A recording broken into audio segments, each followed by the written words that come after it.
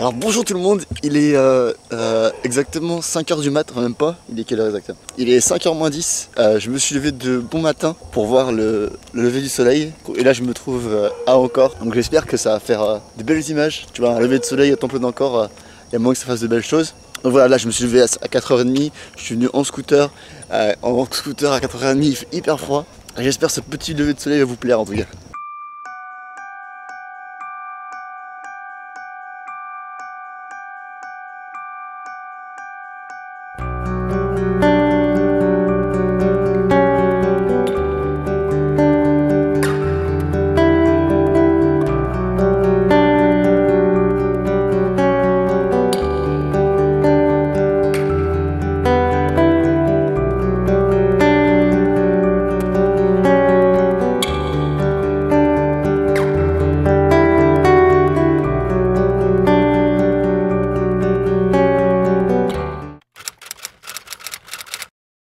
Bon alors nous voici de bon matin. Putain, il est déjà super tard quoi, je crois qu'il est déjà dans les 8h30 voire même 9h, quelque chose comme ça. De toute façon je voulais me lever un peu tôt pour arriver de bonne heure vers Ankor, pour acheter le ticket tout ça, mais bon avec la petite soirée d'hier, ben voilà je me réveille seulement maintenant.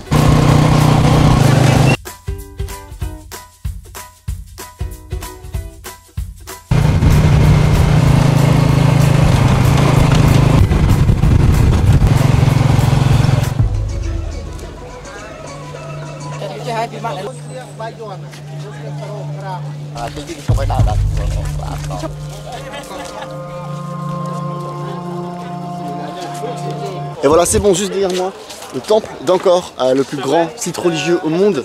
J'y suis enfin, bordel de merde, ça fait tellement plaisir. J'ai pris un pass 3 jours pour être sûr de tout voir, de voir un maximum de choses. Et c'est parti quoi.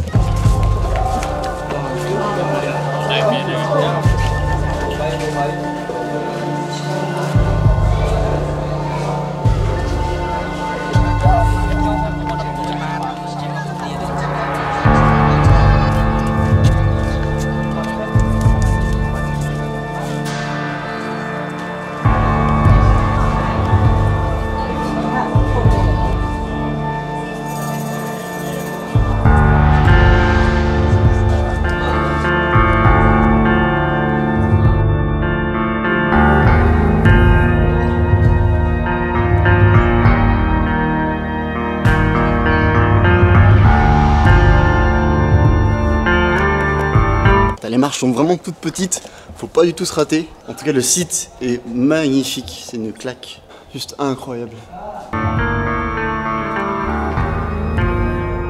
Faut savoir que genre ici c'est l'un des sites archéologiques les plus convoités.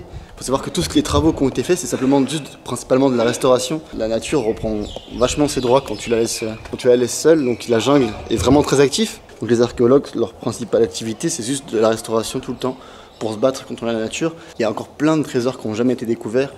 Beaucoup ont été décryptés sur les documents, mais aucune fouille n'a encore été faite. Et sincèrement, s'il y a une cité d'or au monde, bah, c'est bien celle-ci. On ne sait qu'une partie de ses richesses, même si elle a été énormément pillée par un de ses anciens rois.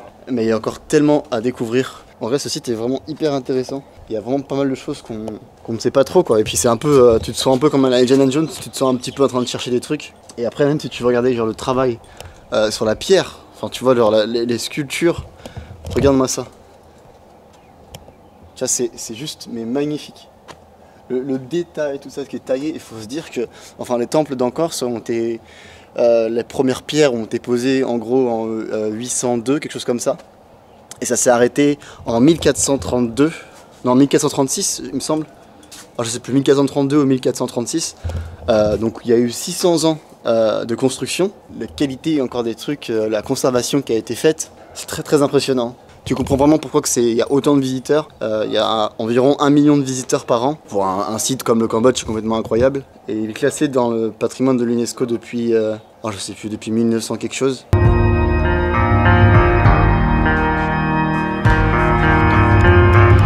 Pour monter, ça ressemble plus à de l'escalade. Et pour descendre, tu as plus l'air d'un con, tu vois. Parce que même marcher comme ça, c'est un petit peu compliqué. Les marches sont tellement petites, tu vois, qu'on est attaqué avec le temps. Donc du coup, sincèrement, c'est vraiment tout petit. Donc c'est limite un peu dangereux, un peu casse-gueule, mais bon.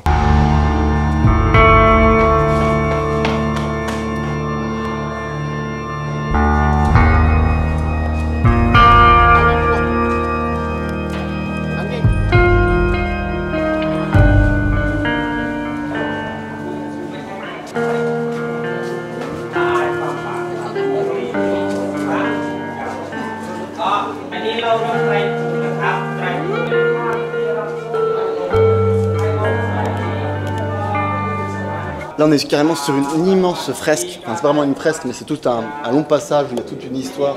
C'est quand même très très bien conservé malgré les années. Ou même s'il y en a où ça se voit que les plaques ont été remises pour garder un minimum de crédibilité ou un minimum de restauration. C'est vraiment très impressionnant. J'avais lu énormément de bouquins sur les temples d'Angkor. C'est-à-dire que moi, c'est un site qui me tenait vachement à cœur. C'est un site voilà, un peu paradisiaque, tu vois. Et bon, j'ai pas toutes les histoires forcément en tête, j'ai pas tout retenu, mais bon, il y a vraiment une grande différence entre le fait de regarder de simples photos sur un bouquin que de les voir directement devant tes yeux, quoi. Et même toutes les histoires que tu peux lire, bah, ça prend vraiment tout un sens quand tu es vraiment en face, quoi. Ça change des bouquins, quoi.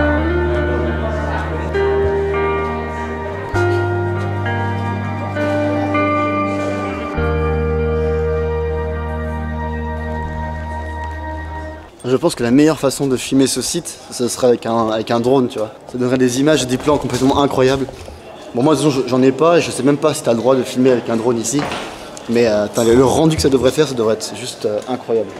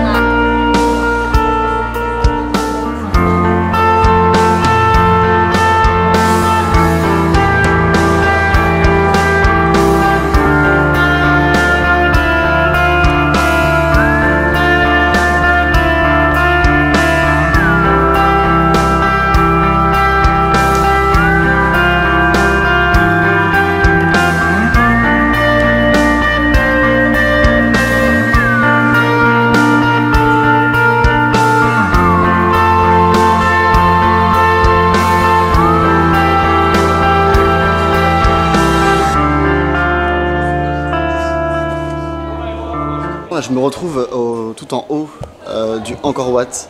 J'ai fait la file d'attente pour monter. Et donc on a encore une autre partie, une autre vision du temple. Et surtout on a une vue magnifique, bien dégagée, sur tout le long, sur tout le contour. C'est tout aussi magnifique. Et le pire c'est que c'est le premier temple.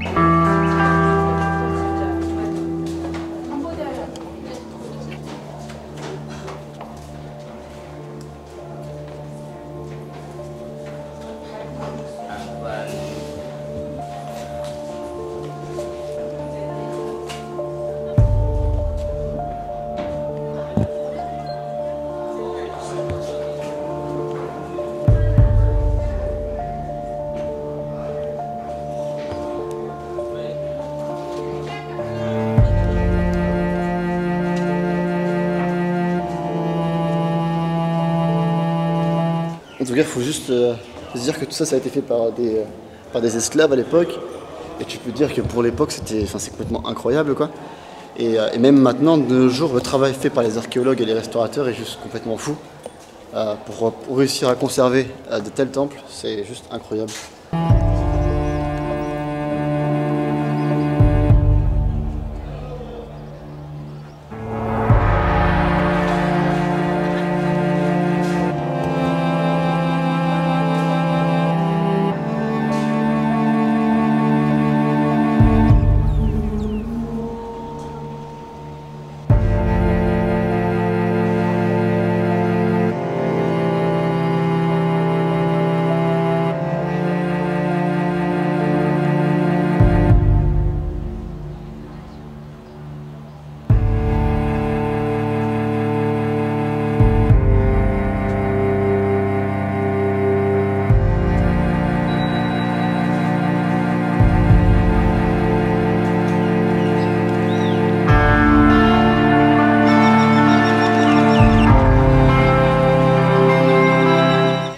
direction le deuxième temple, toujours accompagné de mon tuk-tuk, toujours. En gros, en fait, le tuk-tuk, tu payes pour la journée, ça te fait l'équivalent de 15 $. Et le mec reste avec toi toute la journée, il t'attend, tu peux visiter le temple pendant la durée que tu veux, et lui après il t'attend tranquillement, quoi. Donc voilà, donc direction le deuxième temple.